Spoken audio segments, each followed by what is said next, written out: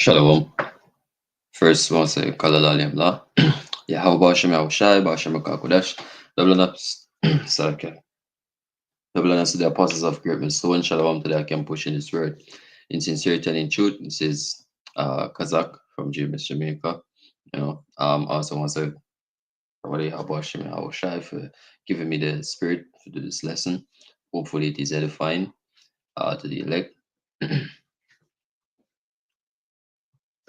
All right, so this lesson will be um, focused on this video right here. Now, in it, he's claiming that Hebrew Israelites um, are erring, basically err because of the New Testament. He's saying that is a Jewish rabbi, right? So basically, they don't believe in Yahushua. They don't believe in the New Testament. And based on what he's saying, that there's a lot of contradictions in the New Testament, you know. So what we're going to do is we're going to identify the specific breakdown that are the specific scriptures he's referring to, and then we're going to come with um, a quick, just a quick explanation, pointing, giving you the reason for um, the so-called contradiction that he's referring to. So let's go.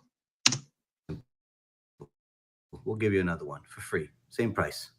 In Genesis chapter 46, verse 27, Exodus chapter 1, verse 5, Deuteronomy chapter 10, verse 22, it all says that Jacob went down to Egypt with 70 people. 70, 7-0. But in your Acts of the False Testament, chapter 7, verse 14, it says 75. Did your God forget how to count? 70, 75? It's a little bit different.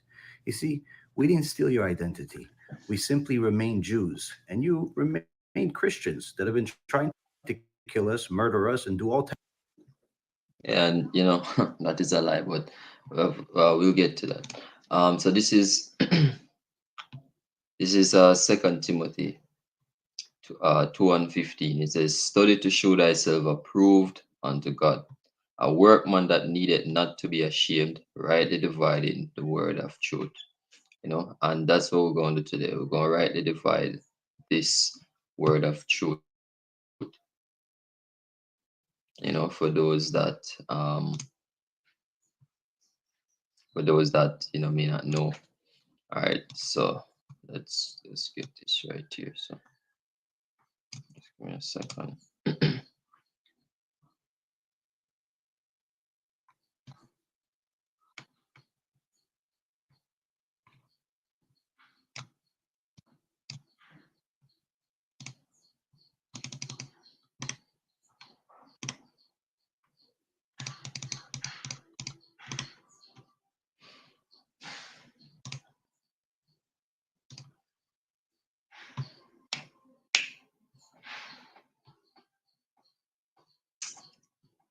All right.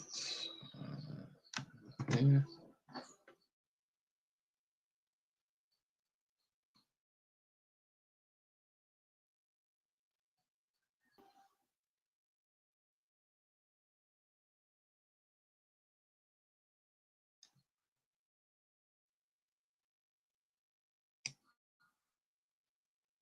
All right, so here we have some information.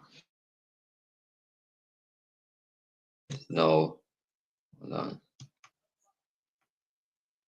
on. Now, this information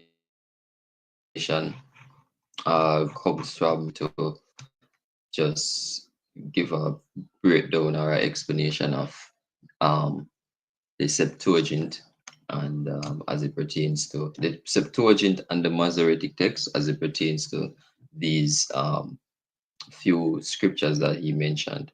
All right, so mainly I go focus on one, which is Genesis 46, which basically they all say the same thing in a nutshell. All right, so let's get straight into it. So it says there seems to be a numerical difference between Genesis 46:27, and along with the other chapters and along with the other scriptures. Is and Acts 7 verse 14. regarding the number of Jacob's family members who went to Egypt. Let's break that down. All right. We all know what this Genesis 46:27. It says,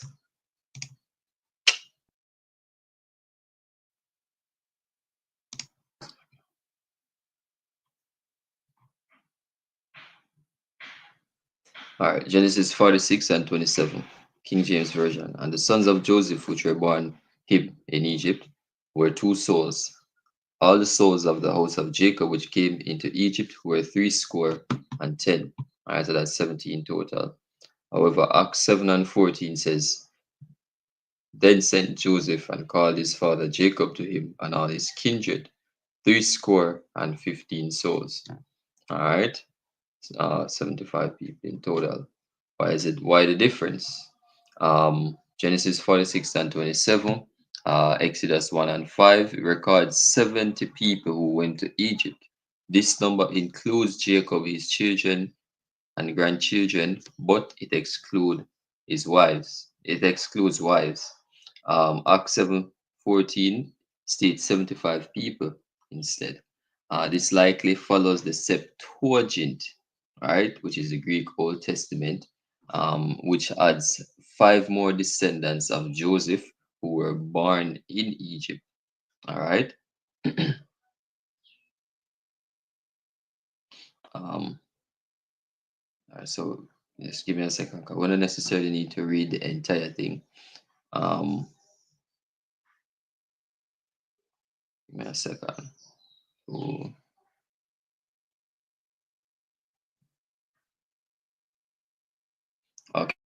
okay. So here we have Masoretic text versus the Septuagint. What's the difference? All right. So the Masoretic and the Septuagint are two of the most important sources for the Old Testament. They come from different traditions and sometimes have slight differences, like the 70 versus 75 people in Genesis and Acts. All right. So the Masoretic text, it is the standard version of the Old Testament preserved by Jewish scribes known as the Masoretes.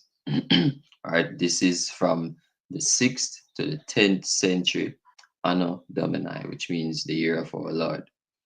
All right, the language is Hebrew.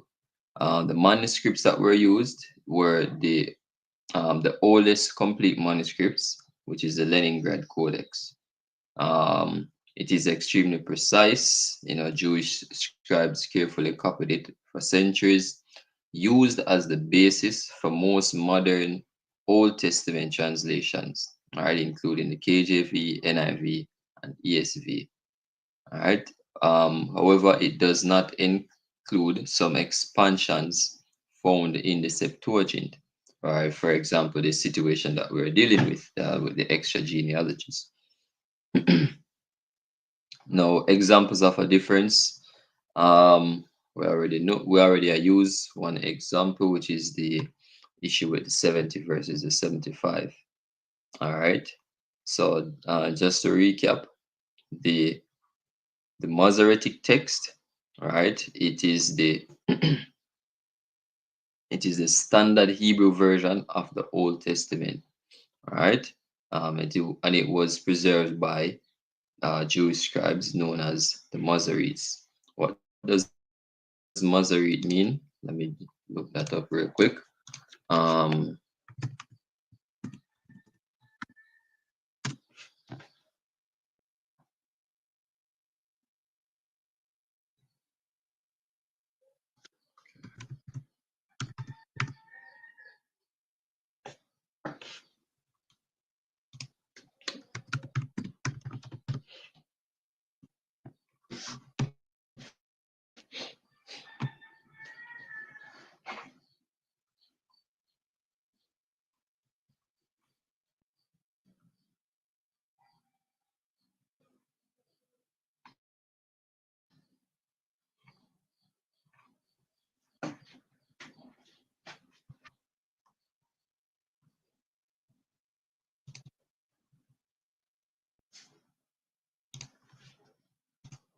let's see if I find that.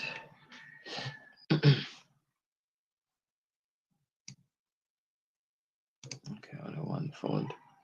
All right. So this is from the Etim Online dictionary. Masoretic adjective 1701, especially with reference to the system of Hebrew vowel points first established by the Masora, or also Masora, the tradition by which Jewish scholars endeavor to fix the correct text of the Old Testament and preserve it from corruption. Also, a book of marginal notes which preserve the results of the effort from Hebrew, literally tradition. One who studies Masorah is a Masoret 1508 or Masorite. All right. Okay, so that's all them of in the Etim Online dictionary. All right, Masoretes.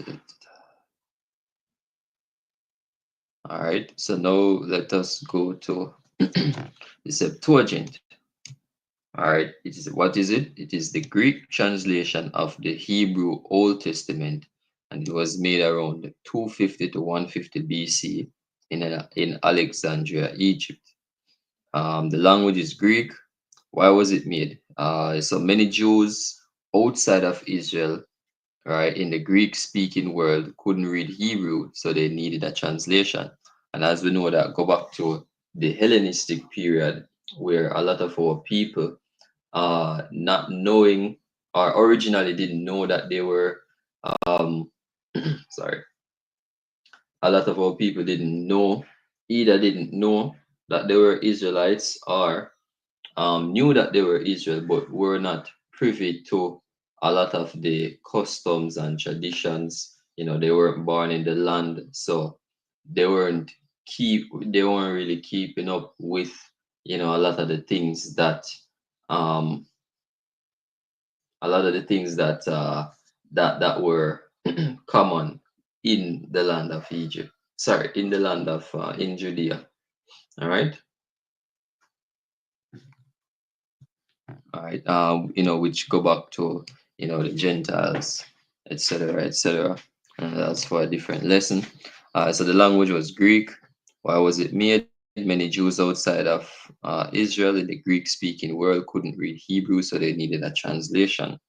The manuscripts used were the Codex Vaticanus, 4th century AD, Codex Alexandrinus, 5th century, and the Codex Sinaiticus, 4th century AD. Characteristics. It says it includes some extra details and slight differences compared to the Masoretic. All right, it says used by the early Christians and quoted in the New Testament. Um, used by the early Christians and quoted in the New Testament. Genesis 46:27 in the Septuagint says 75 people went to Egypt, adding five more of Joseph's descendants. All right.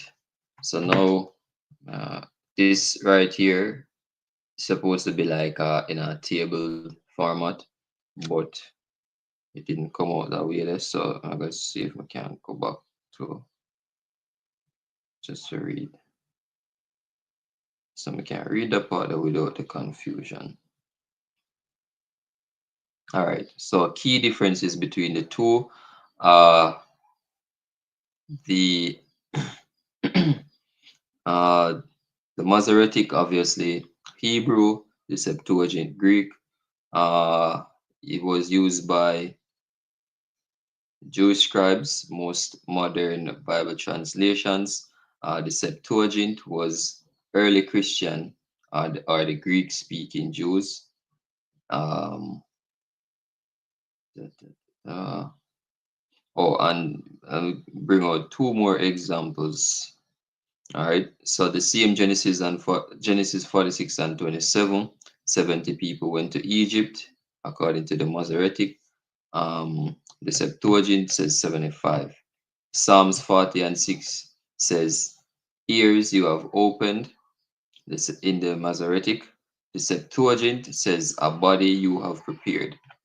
All right. And that was quoted in Hebrews 10 and 5. Um,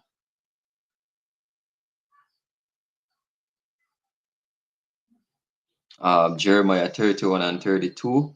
In the Masoretic, that it matches most modern Bibles, but in the Septuagint version, it sometimes it has extra details. All right, uh, which is more accurate? We have that right here.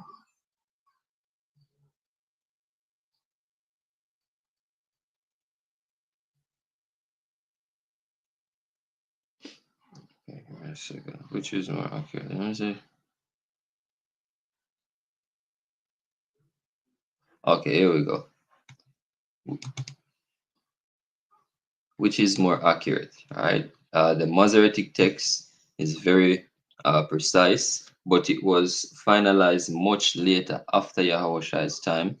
The Septuagint is older and was widely used by early Christians, including Yahushua's disciples.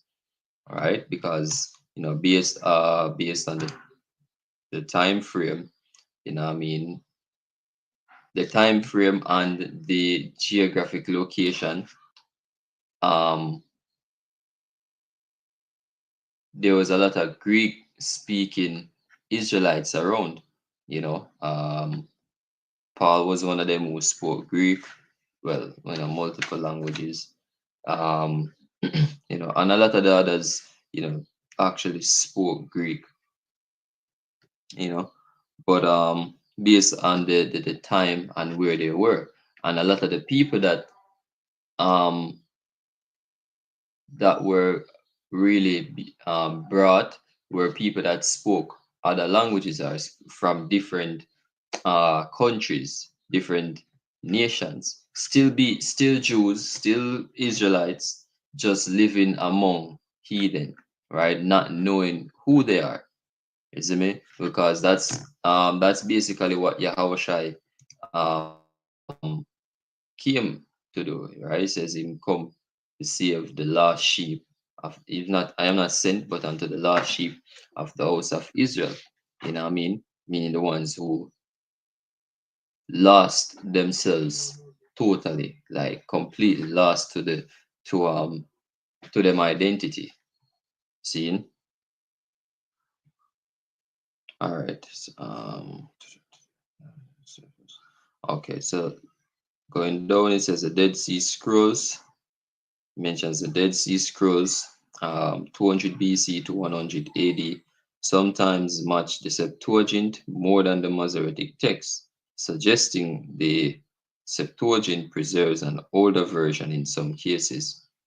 Um, so now we ask the question: why did Stephen um, use the Septuagint in Acts 17 and 14, or why did he quote the Septuagint version? He said, by Stephen's time, most Jews outside Israel spoke Greek and used the Septuagint. The New Testament writers often quoted the Septuagint because it was the most accessible version for their audience. All right, so yeah, as I say, um, that was in a time where a lot of our people was outside of Israel, not knowing who them, not knowing their identity, is me, or not being privy to their identity. Some of them knowing them not Israelite but didn't speak um Hebrew, right? Greek speaking Israelites or the Greek speaking Jews, is me. Uh, right, so that would be a part of the Gentile breakdown. I think we're gonna get into that at one point, Lordsville. Uh, okay, okay. So summary.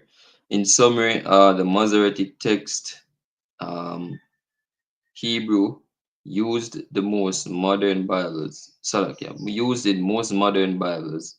Says 70 people went to Egypt. The Septuagint, which is Greek, used by early Christians, says 75 went to Egypt. Both are valuable, but sometimes the Septuagint preserves older readings found in the Dead Sea Scrolls. All right, so now we're gonna get a little bit more info.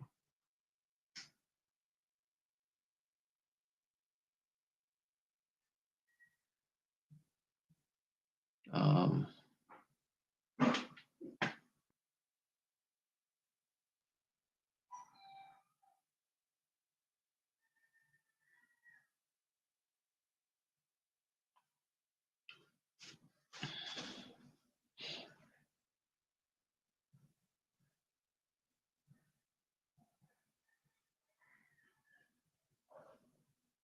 all right.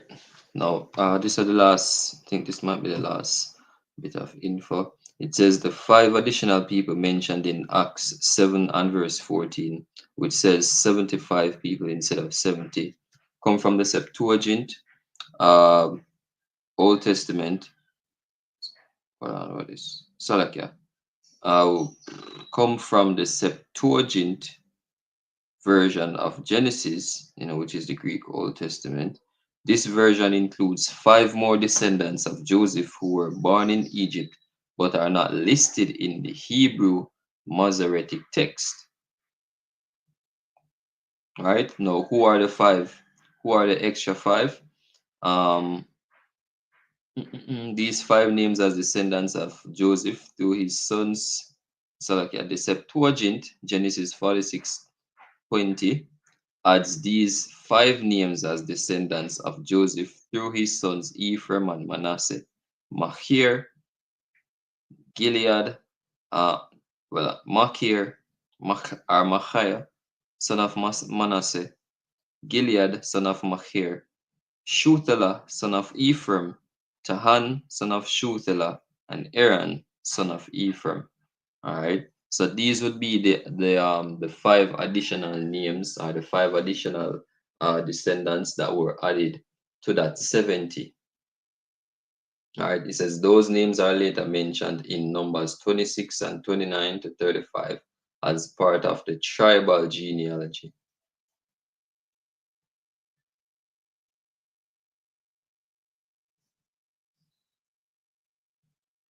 All right. So Stephen was likely quoting from the commonly used the Greek Septuagint, which had the larger amount.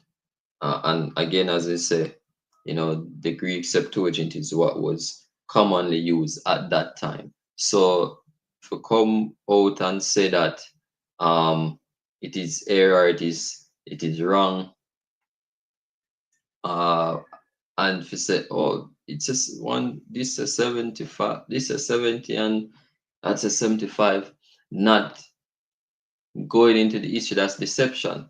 That is deceptive. But there's nothing more where you can expect from an Edomite, you see me, especially a criminal, right? Because these so-called, whatever them call themselves, these JWs, they are criminals.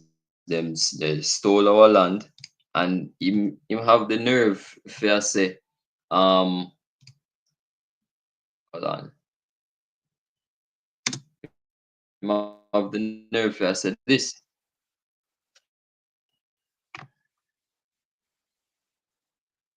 Yeah, having the nerve to say we didn't steal your identity. And how is it that you call yourself what you're calling yourself? Right? How is it that you think you can,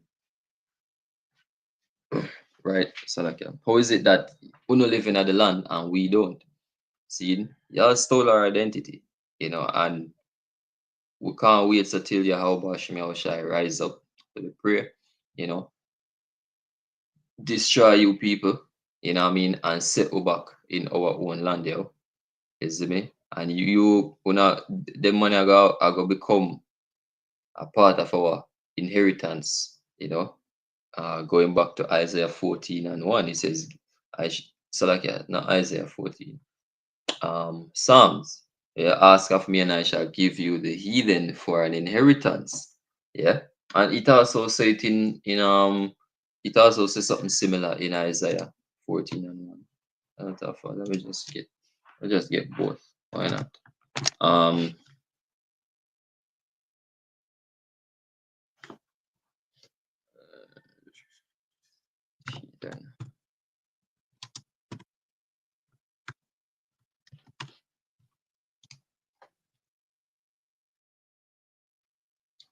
then. So what's this? Uh, all right, Psalms. uh, yeah, here we go. Psalms 2. Psalms 2, it says, Psalms 2 and 8, it says, Ask of me, and I shall give thee the heathen for thine inheritance. And the heathen is referring to all other nations on the face of the earth that are not Israelites. See? So all of these other people that we are look upon, them are going to become our inheritance, you know, and the uttermost parts of the earth for thy possession. Right. So we're gonna possess the earth and we're gonna inherit these heathens. We're gonna be masters over them, right? We're gonna be gods over them. See, right? Starting with Yahushai and the elect, you know, being joined ears with Yahushai, all right, and then all the way down to the rest of the nation. All right, we're all gonna be um reigning over these heathen, and they shall know, they shall know. This is Isaiah 14.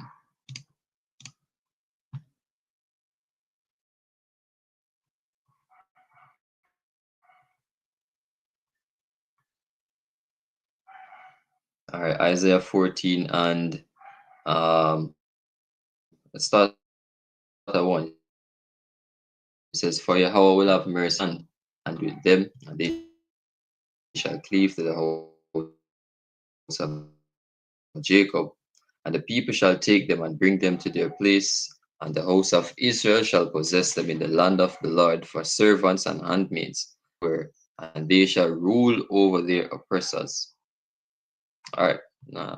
So yeah, we're gonna take charge eventually, you know, when Yahweh Hashem Yahushai um finally decides, say, oh, all right, my people have had enough. It's time for these heathen to to get their come up, to get their inheritance. See,